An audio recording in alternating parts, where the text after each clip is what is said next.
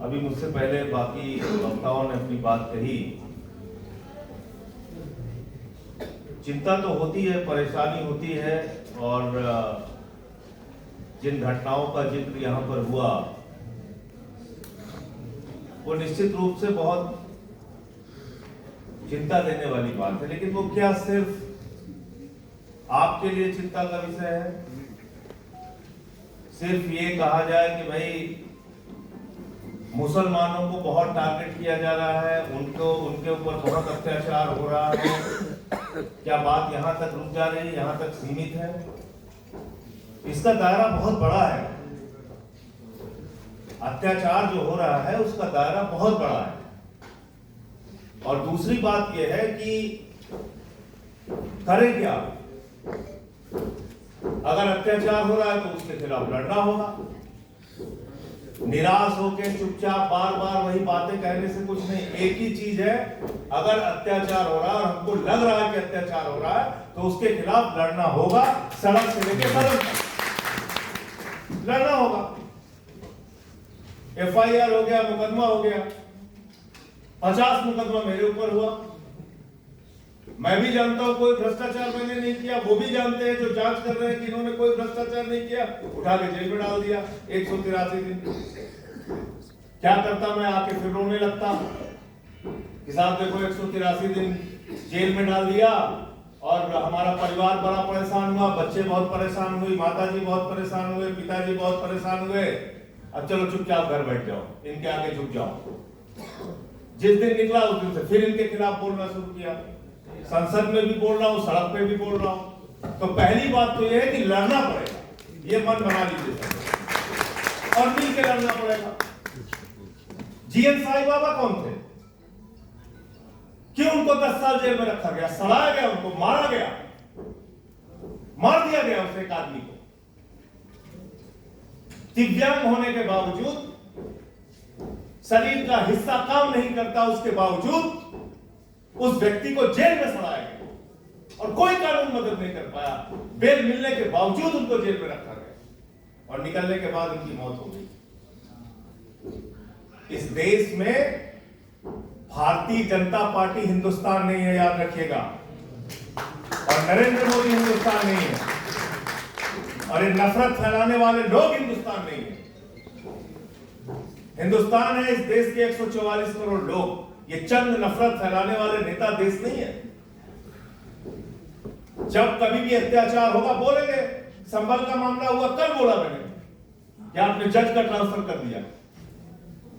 चर्चों पे हमला हुआ, कल मैंने पार्लियामेंट के अंदर बोला कि तुम चर्च के सामने जाकर हनुमान चालीसा पढ़ते हो, मस्जिद के सामने जाकर रामचरितमानस पढ़ते हो। अगर हनुमान चालीसा और रामचरितमानस पढ़ना है तो हनुमान जी के मंदिर में जाइए, राम जी के मंदिर में जाइए और आशीर्वाद लेके आइए। देश के लिए कुछ वहां पे प्रार्थना कीजिए। लेकिन ये देश, अगर हम लोग ये मान लेंगे कि देश के अंदर चंद गुंडागर्दी करने वाले लोग देश हैं, तो वो देश नहीं है। इस देश में वो नौजवान भी है जो कहता है मेरा नाम मोहम्मद दीपक कुमार है। ऐसे लोग हैं। ये बात हमें समझनी पड़ेगी, और इस बात को अगर हम नहीं समझेंगे तो हम गलत दिशा में आगे बढ़ेंगे। वक्फ का बिल आया, उस कमेटी में मैं भी था। जितने भी कमेटी में सामने लोग आए होंगे, माइनॉरिटीज ग्रुप, जितने भी हमारे लोग आए होंगे वक्फ से जुड़े हुए कमेटियों, मुझे अपने आप बताने की जरूरत नहीं कैसे उस लड़ाई को आदिल साहब भी आए, कैसी लड़ाई लड़ा। पार्लियामेंट में वोट होना हुआ उस समय कैसी लड़ाई लड़े हम लोग। ठीक है, आज संख्या में वो ज्यादा है, डेमोक्रेसी में ये चीजें हैं, कुछ चीजें वो अपनी मनमानी कर रहे हैं।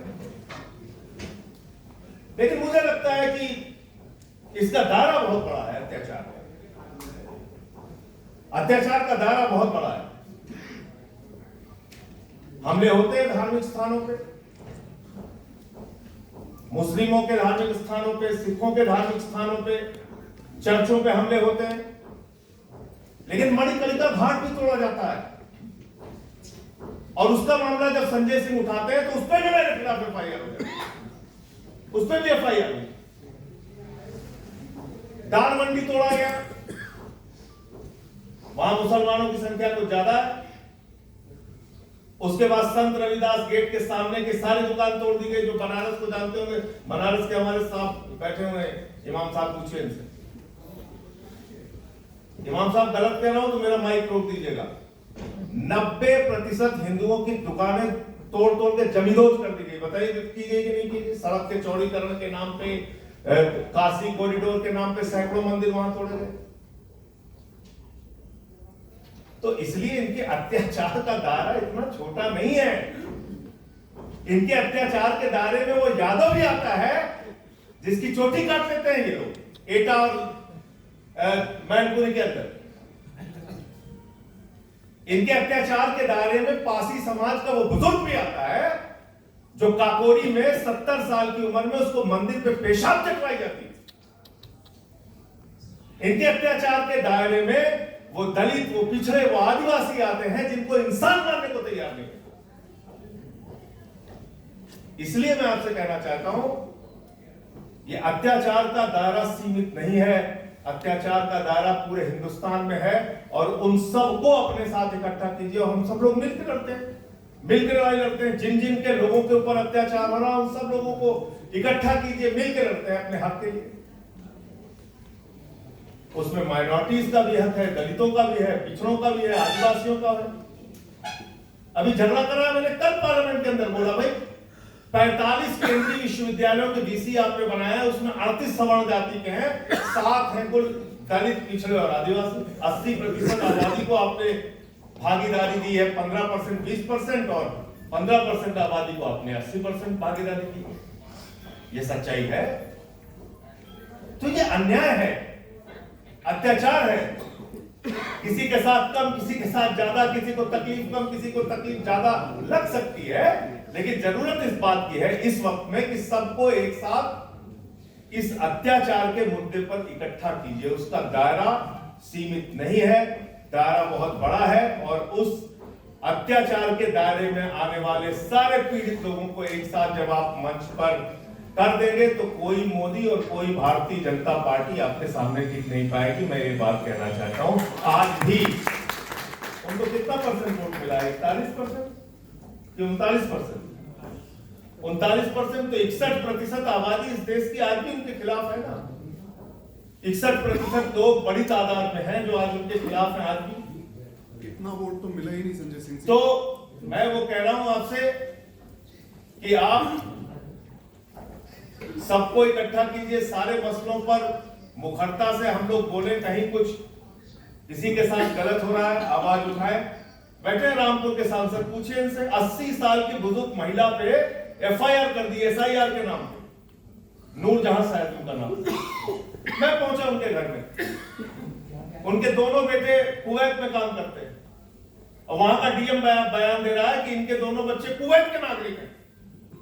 अब कुवैत नागरिकता ही नहीं देता। बताइए आप। तो ये हो रहा है। तो ये तब तक मजहबी नशा बांटिएगा, ये उन्माद वाली हवा बांटिएगा, ये मंदिर, ये मस्जिद, शिवालय की जिद में वतन ही ना होगा तो क्या बांटिएगा। इसलिए सबको मिलकर लड़ना है और अपनी आवाज उठानी है। बहुत बहुत शुक्रिया, बहुत बहुत धन्यवाद। आदित्य साहब का जब भी हुक्म होता है मैं आ जाता हूँ। अभी पार्लियामेंट चल रही तो इसलिए मैं इजाजत चाहूंगा। बहुत बहुत धन्यवाद।